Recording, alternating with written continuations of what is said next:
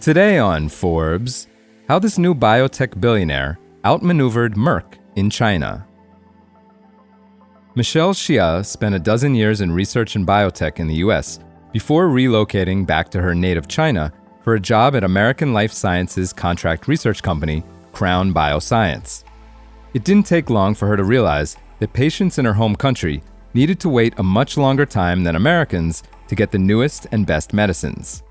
Back then, she says, it took 8 to 10 years for drugs that had been approved in the US to become available in China.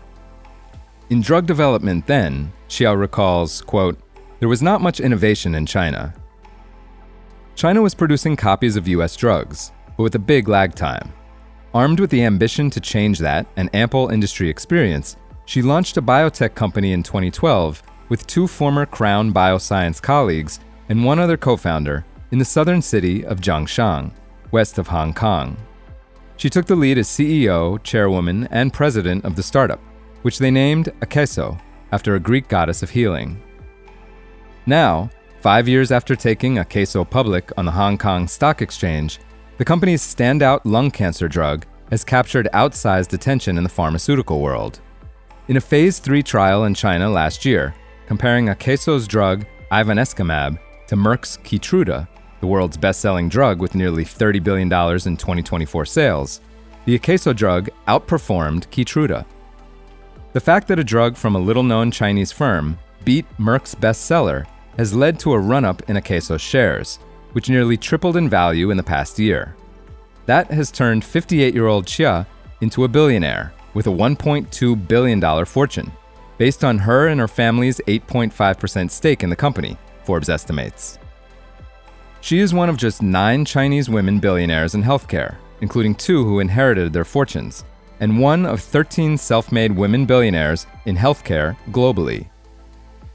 More important to Xia is that her company has been an innovator. For its much heralded cancer compound, Aqueso combined 2 existing methods into 1 injectable drug, stimulating the immune system to attack the cancer cells and starving the cancer by cutting off the blood supply to the tumors. In 2022, Summit Therapeutics licensed ivonescimab from Aqueso for markets including the US, Canada, Europe, and Japan. Robert Booth, a board member at Summit Therapeutics and a former senior scientific executive at Roche and other firms, says, quote, usually that strategy of combining 2 methods is significantly ignored. Michelle wasn't afraid to try that. She is confident in her own scientific judgment. Aqueso's achievements are part of a recent wave of success for Chinese biopharma companies. Nearly 1/3 of drug candidates licensed by large pharmaceutical firms came from Chinese companies last year, up from 0 in 2019, according to research firm Dealforma. In April, a U.S. congressional commission, the National Security Commission on Emerging Biotechnology, warned in a report that the U.S. risks losing its edge in biotech, and that the government should put $15 billion in funding over 5 years to support biotech research and manufacturing.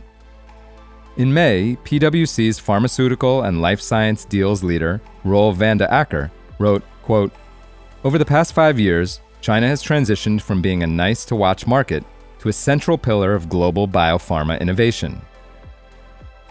Some of that progress is fueled by Chinese scientists who studied or worked in the US and then moved back to China, just like Xia did. In 2015, Xia heard that pharma giant Merck was looking to license an immunotherapy drug candidate to target a protein called CTLA-4. It turned out that Aqueso had one in early stage development.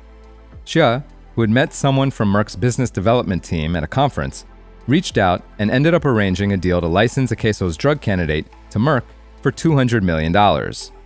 It was the first time a Chinese company licensed a lab-developed protein, called a monoclonal antibody, to a global big pharma firm.